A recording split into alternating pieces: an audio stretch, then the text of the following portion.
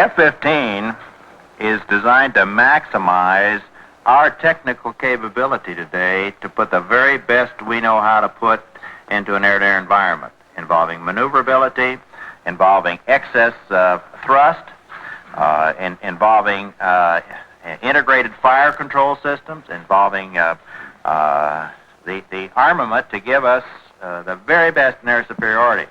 The people in the Air Force Organization and the McDonnell Douglas Corporation and Pratt Whitney are technical experts and they're problem solvers.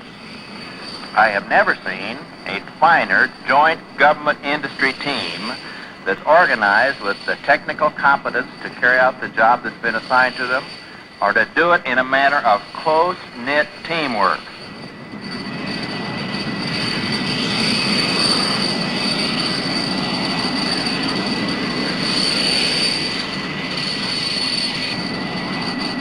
The airplane we're unveiling today represents a major addition to our foundation of strength. The F-15, which will be known as the Eagle, possesses capabilities that transcend those of any previous air superiority fighter. It embodies the latest in aerospace science and engineering.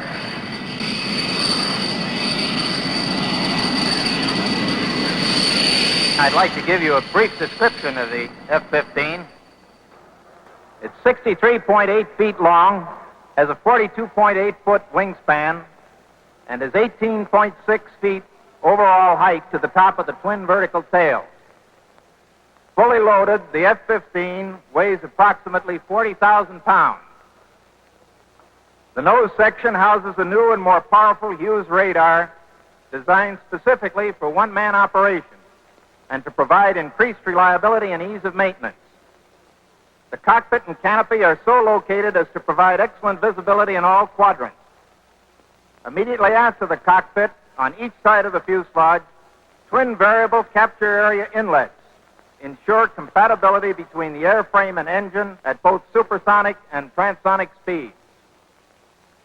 On the top of the fuselage, a large speed brake provides the deceleration characteristics needed for combat, as well as increased glide path control. The fillet at the junction of the wing and fuselage on the right-hand side houses the 20-millimeter cannon. Later, this gun will be replaced by a 25-millimeter cannon using caseless ammunition.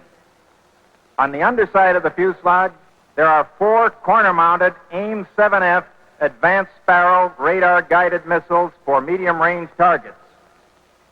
In addition, 4 AIM-9L advanced Sidewinder heat-seeking missiles are carried on wing pylons for use against short-range targets. The wing is structurally and mechanically very simple. This has been accomplished entirely through advanced aerodynamic design of the wing. The wing also carries additional internal fuel to go with the fuel carried in the center fuselage. The twin vertical tails are designed to provide directional stability to the highest angles of attack encountered in combat. The basic structure of both the horizontal and vertical tail uses the new boron composite material to save weight and to increase strength and rigidity in this critical area. The F-15 also makes extensive use of titanium to save weight, and also where its use for superior fatigue and heat-resisting characteristics is required. The aft fuselage carries the 2 new Pratt & Whitney F-100 fan engines, which give the F-15 an unprecedented thrust-to-weight ratio for fighter aircraft. The F-15 represents a new dimension in air superiority.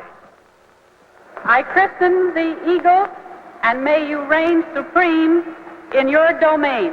Hear, hear.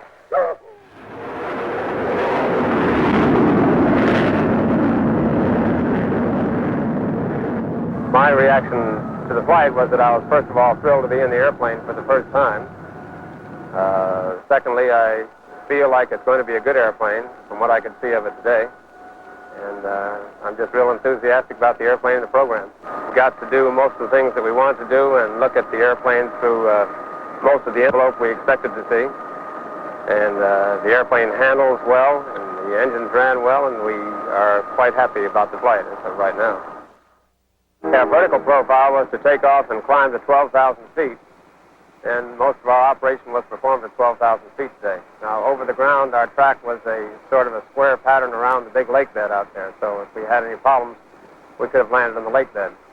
Our speed range was from 250 knots down to 135 knots, and we looked at the aircraft handling characteristics, both with control augmentation system on and off, and we looked at engine handling response from idle power to maximum afterburner. Irv, did the aircraft meet the Air Force contract requirements for the first flight? Oh, certainly. Our requirements to meet the milestone which we were interested in meeting this time was to be airborne before the 31st of July and investigate a certain medium-range portion of the altitude and speed envelope. And we did it 4 days ahead of schedule. Could you outline briefly the rest of the test flight program? Okay, briefly, we've got to look at things like the handling qualities of the airplane and under any different configuration, external tanks and weapons and so forth. We've got to investigate thoroughly the propulsion system. We've got to do a structural integrity program in the airplane, which will be on the number 4 airplane. We've got to do a spin program, which investigates the stall characteristics and the tendency of the airplane to spin and the qualities of the spin recovery. Tank and weapon separation and gunfire. And there's just a myriad of smaller details encompassed in each of these individual programs.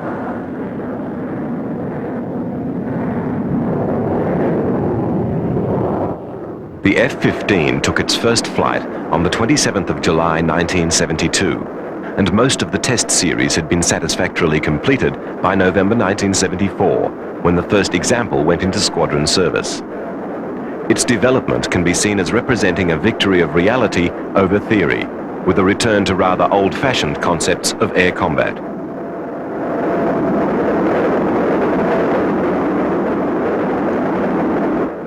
It is a basic factor of war today that the first function of an air force is to achieve air superiority.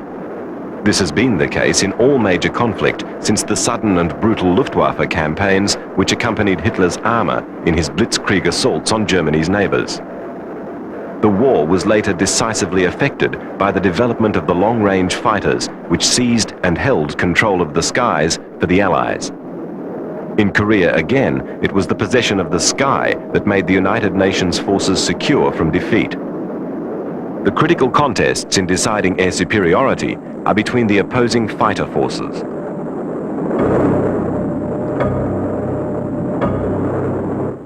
As fighter speeds increased after Korea and missiles appeared to have come of age, theorists became convinced that the face of future fighter conflict had changed. In their forecasts, close engagement was seen as unlikely. Fighters would exchange missiles over considerable distances. At the end of the Korean War, Air Force pilots had described their need for a true air superiority fighter. But 10 years later, the Air Force was committed to a totally different inventory. The US possessed excellent interceptors to cut down enemy bombers and awesomely powerful attack fighters, but had no plane with a designed capacity to mix it with opposing fighters. The introduction of the F-15 to service redressed this need. However, with its arrival, a great strain was placed on the Air Force's resources. The USAF had recently become an all-volunteer force and was suffering a shortage of skilled manpower, particularly in maintenance staff. Once these problems were overcome, the F-15 achieved very high availability rates and a good reputation for reliability. My name is Staff Sergeant Randy Charlin, and I'm from the 94th AMU 1st TAC Fighter Wing. I'm Senior Master Sergeant Seville, Specialist Flight Chief. I'm Lieutenant Jeff Reardon, and I'm the Assistant Officer in charge of the 94th Aircraft Maintenance Unit.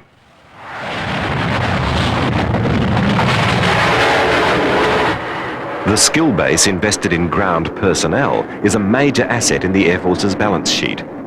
The importance of the service professionals increases with the technical complexity of the systems involved. Our mission is to be ready to defend the United States under any conditions, to deploy anywhere, at any time, at a split given moment. Every one of these aircraft takes special attention in order to get it to fly, and one person cannot do all the jobs that are necessary to do that. So we do have to work together as a team. We have 8 different specialties that participate in repairing the aircraft and getting them ready for the mission.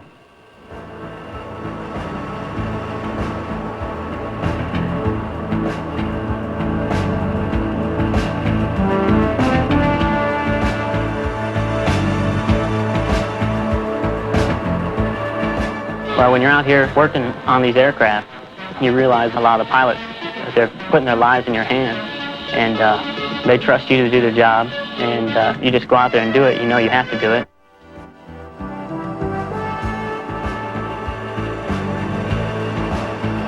Every system has to be capable of operating. You've got weapons, radar shops, and others that are necessary for the plane to be fully capable for combat.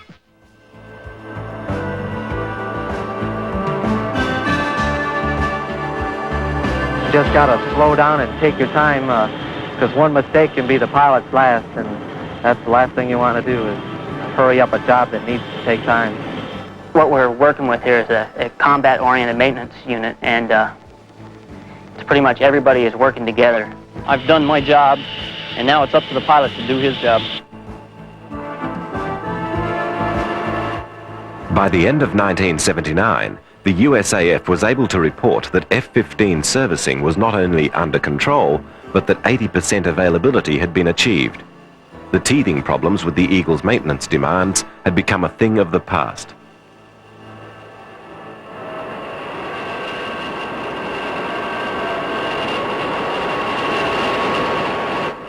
The Eagle program was commenced as a result of two factors which undermined the theoretical certainties of the early 60s. Firstly, early Vietnam experience against MiG-17 and 21 fighters immediately demonstrated several important lessons about air-to-air combat. The missiles were often untrustworthy, and not only did aircraft get into close contact, but the combined approach speeds made it happen very fast. The maneuverability of the MiGs encouraged their pilots to aggressively enter into aerobatic struggles for firing position. The US pilot would be forced to take harsh evasive action. Immediately this happened, airspeed was lost, and World War II-style subsonic dogfighting ensued. American designers had been busily removing dogfighting ability from fighters, in line with air warfare theory, even to the point of deleting all guns from designs. A large and alarmingly important hole in the American inventory was made glaringly and embarrassingly obvious.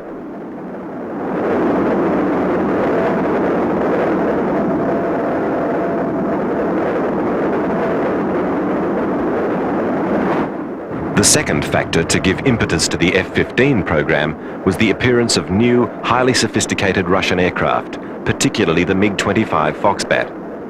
For the first time since the development of the F-86 Sabre, the USAF decided on a true, single-purpose air superiority fighter.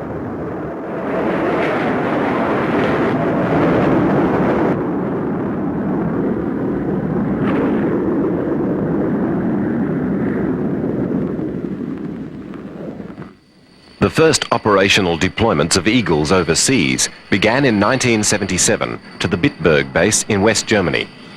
The first generation of Eagles were the F-15A single-seat and F-15B twin-seat operational trainer. 384 of the A's were built and some 60 Bs. The first change of designation was the development of the C and D models. These were essentially very similar to the first Eagles, but had provision for extra fuel and a more advanced avionics fit. In the course of production of these models, some examples were further developed to a multi-mission capability, with provision for carrying a load of cluster bombs. This was a major change to the thrust of the program. It was generally conceded that McDonnell had succeeded in the original design aim. The F-15 was evidently a very special aircraft, and, though expensive, was clearly the best fighter available anywhere in the world. It was logical, therefore, to develop the airframe further and give the plane a wider range of missions, especially as this did not have to interfere with its competence at its main task.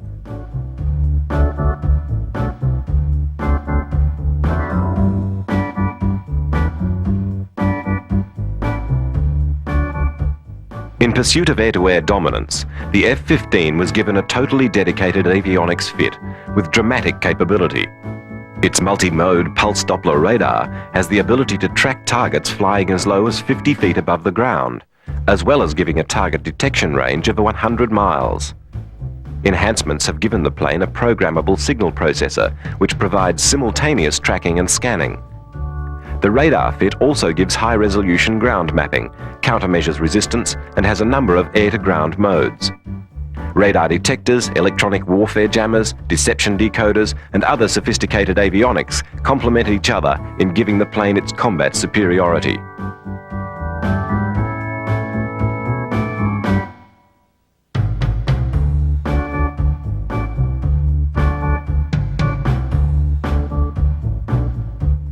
The original specification had incorporated an advanced 25mm Gatling gun, firing caseless ammunition. To eliminate the weight of the normal cartridge cases and the time needed to extract them after firing, the concept envisaged the projectile being bonded to a solid block of propellant. However, development problems with the gun and its revolutionary ammunition led to cancellation of the project, and the F-15 is instead armed with the tried and true M61 Vulcan cannon.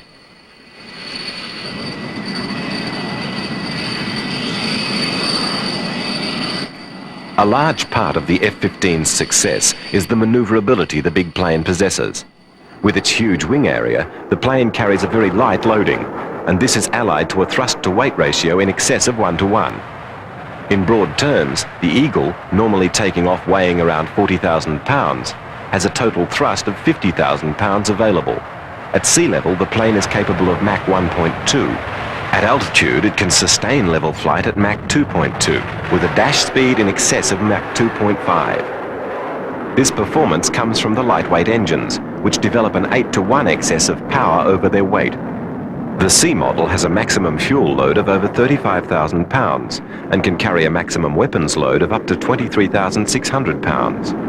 With external fuel, the plane has a ferry range of over 2,800 miles, and with in-flight refueling has a safe endurance of 15 hours.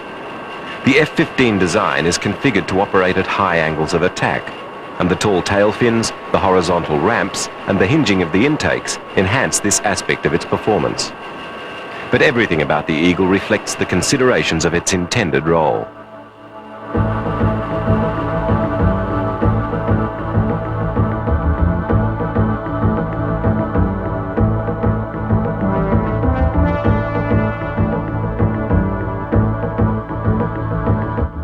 The Eagles quickly established their place in the inventory, claiming the delighted affection of their pilots along the way.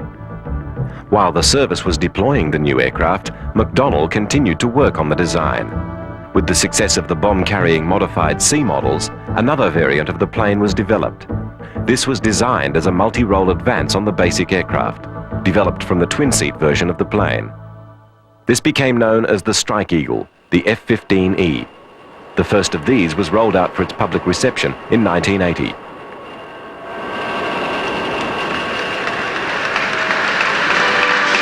This is a significant occasion, unveiling the F-15E dual-role fighter. The system will answer a need which our tactical Air Force commanders identified. That need is for an aircraft for theater air defense and airfield attack. It must have the range and payload capabilities to perform in the vast reaches of the Pacific and Southwest Asia theaters, as well as in Europe. It must perform deep interdiction and to find and attack fixed and mobile targets at night and under the weather. The F-15E will answer that need.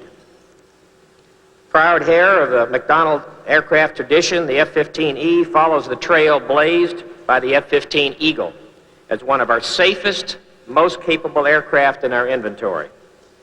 You have produced some 1,030 Eagles here, including 831 for service in the United States Air Force. The Chief of Staff, Larry Welch, put it well when he said the F-15E is a cost-effective approach to our deep interdiction requirements for years to come, destroying, delaying, disrupting the enemy force deployments and resupply efforts the Soviets count on, a powerful added deterrent.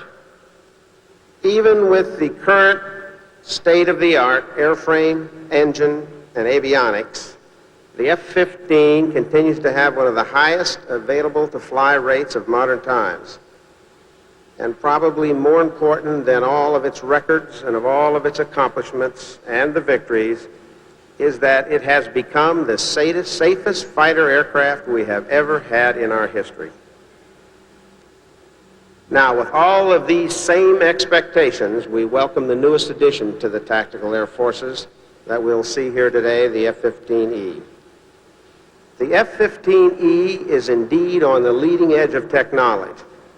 For example, the navigation system of the F-15E has 10 times the reliability and 3 times the accuracy over the F-15's current system.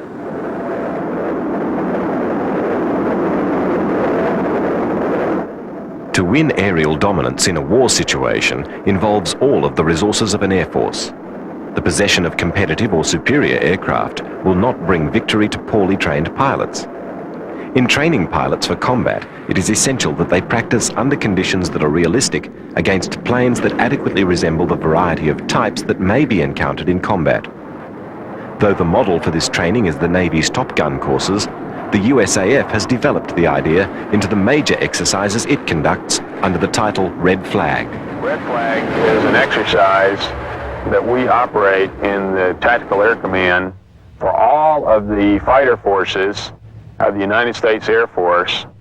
We have additional participation from all of the other tactical forces of the Navy and Marines, as well as our allies. Increasingly, we are experiencing participation with the Strategic Air Command and our Military Airlift Command forces in what has become the largest and most complex composite force exercise that's run anywhere in the world today. The composite force exercises that we run at Red Flag are run in other places in some ways. However, we have the unique opportunity here to run them on the best range, overland range that exists anywhere in the world today. Additionally, this overland range here at the Tactical Fighter Weapons Center is highly instrumented and extremely sophisticated in order to be able to provide feedback to the air crews, measuring their effectiveness in how they accomplish their missions and how they accomplish their mission objectives. The training that crews experience when they come to Red Flag starts with extremely detailed mission planning for large force attacks on interdiction-style targets, whereby all facets of tactical aviation are practiced. That involves the offensive counter-air role, airfield attack, suppression of enemy air defenses, electronic warfare, battlefield air interdiction, and defensive counter-air for those few forces that get to participate on the red side. Red Flag normally operates with approximately 100 aircraft on station here at Nellis for a 6-week period.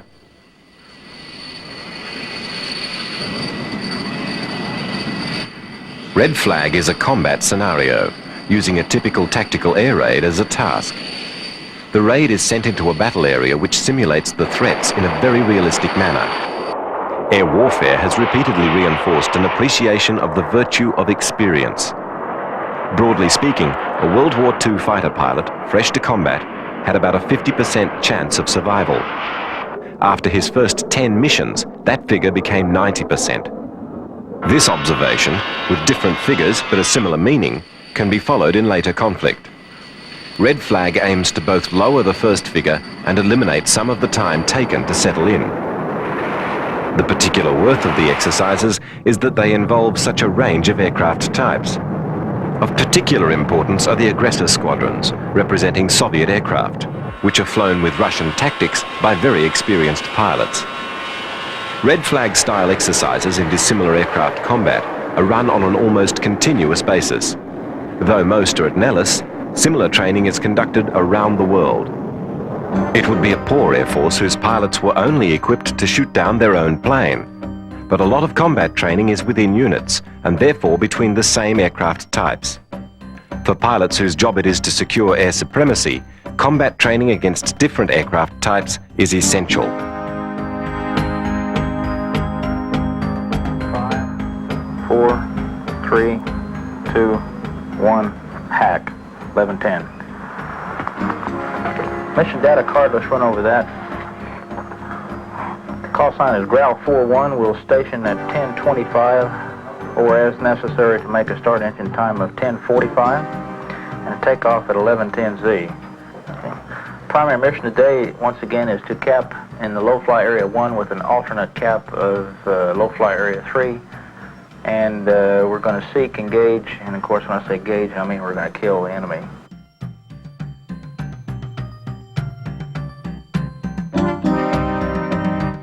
The aggressor squadrons are the core of the training.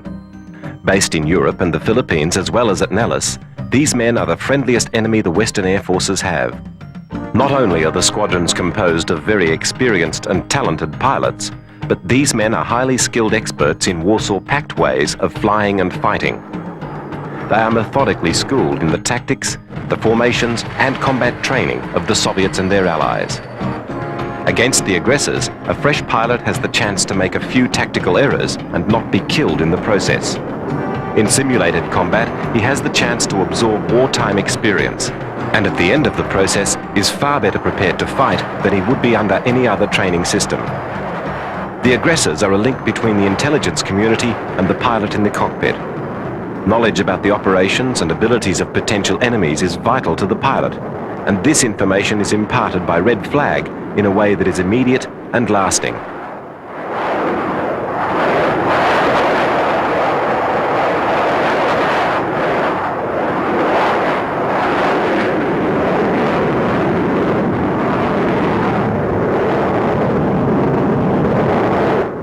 About the only warfare realism which red flag does not supply is the experience of actually firing air-to-air missiles.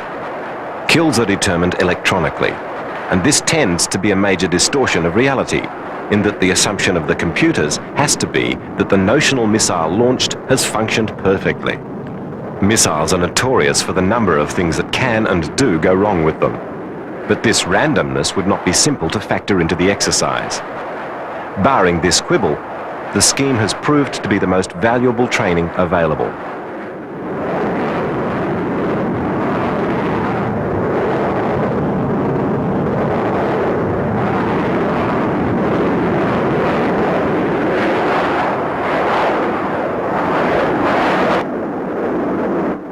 The Nellis range, the size of Switzerland, is covered in complex installations to simulate SAM sites, Russian radars, airfields and armoured columns. The squadrons, complete with their ground crews, arrive at Red Flag to learn their shortcomings and overcome them. Red Flag has become part of the routine training for USAF pilots. The aim of the Tactical Air Command is that each unit go to one exercise each year. Some units, flying aircraft types that are specifically valuable in the running of the exercise, attend more.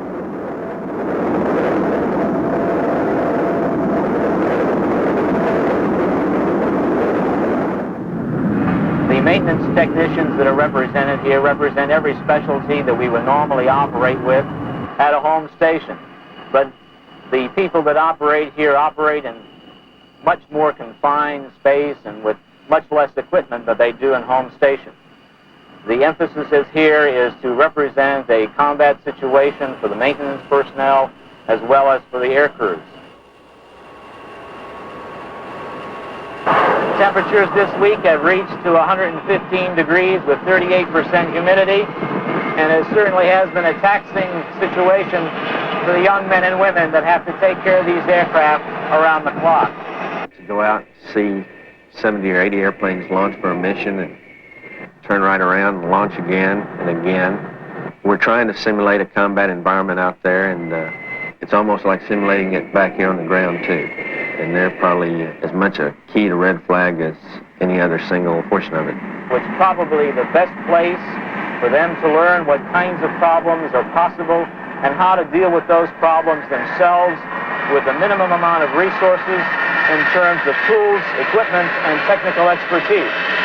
Pull 1-1, taxi into position and hold runway 21 left, advise ready for departure. Okay, we'll need to taxi down a little bit before we all take off. Thanks, Plan 4. That all right? Pull 1-1, affirmative. You know, when you're sitting out there on the ramp and you're holding number 26 for takeoff, it's amazing the command and control that the tower and radar people, just for coordination of the takeoffs getting out to the ranges, and all the sequencing and traffic, and you just see airplane after airplane, 4 ships, 5 ships, 6 ships, single ships, everything in the world, every kind of combination. And then think of the control and coordination it took to sequence all that people and get them all back safely. It's all a very well-organized, well-run operation. Under contact now, 30 degrees left at 25. Split off to the north, Buck. You got one 225 for 13, and the other one's 5 miles north of him. Okay, I got the north guy. Watch that guy to the other side there, about 5. Roger, looking. Okay, Fang, you go after the guy to the south. He's 230 for 10 coming at you. I got it. He's advancing this time. Looks like we got some F4s north of Tweesia Peak. We got the Bandits 150 for 40 miles. We may try to hit over that way. You headed south now? That's firm. We're steady about 170. Okay, the lead just went in a right-hand turn to south. Come hard left, 180. Check on the nose a mile. You got a bogey, 6 o'clock for 6,000 feet. Right. Keep the turn in. We're coming around hard on him. Okay, got it. Yeah. Turn left. Somebody pick him up. Roger, he's off us. He switched, reverse back, come back left. He's at our 9 o'clock now. Go to that little peak. Okay, I can be in on him here, Roy. You're flared in. I'll stay in right turn. Get him. Hey, Fang, watch the guy now. 235 for 6 coming at you. Gonna meet him head on, Fang. Okay, I got him. Call Fox 1. Okay, Fang, the one I just shot is coming right over the court side. This time he's about 6 miles west of court side. Okay, that's where I'm at. 2-3, you got tally on 2-4. 3, coming up. Okay, the band is at U-2-3, 12 o'clock for about 6,000. Hey, we got another one at 6. Break right. Hard right. Right. We got another band at right. Go hard right. Okay, now, pull up out your way. Band is now 150, 44, tracking about 340. Ready. Pick up. Load it down. Load it down. Okay, Jake. Roger, slick, break your lock after you get impact. Up to 12 o'clock. U-24, hard right, we're coming right. Down we go. One's in.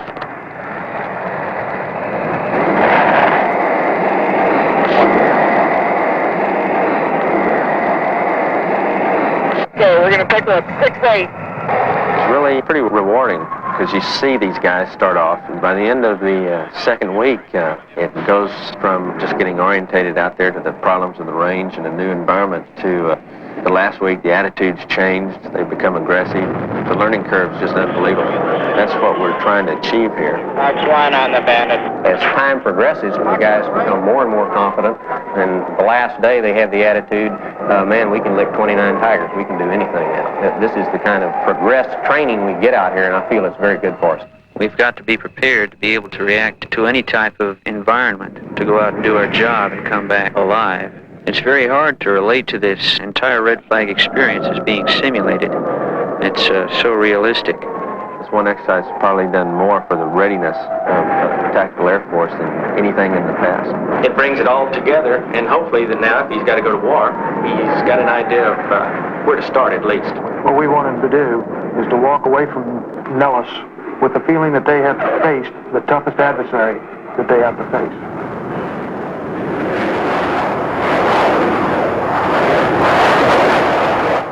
The F-15 is the Rolls-Royce of fighters. No other fighter, east or west, can match its combination of light wing loading, high thrust-to-weight ratio, long-range radar, and radar-guided missiles. The only major problem the project has encountered is expense. The Eagle is not a cheap aircraft, and this has been reflected in its buyers. The only foreign sales have been to the Saudi Arabians and Japanese, to whom money is not that much of a problem, and the Israelis, whose legitimate paranoia demands the best at any cost. The plane has considerable scope for further development, both to enhance its primary role and add to its versatility, and remains unchallenged as the supreme air superiority weapon.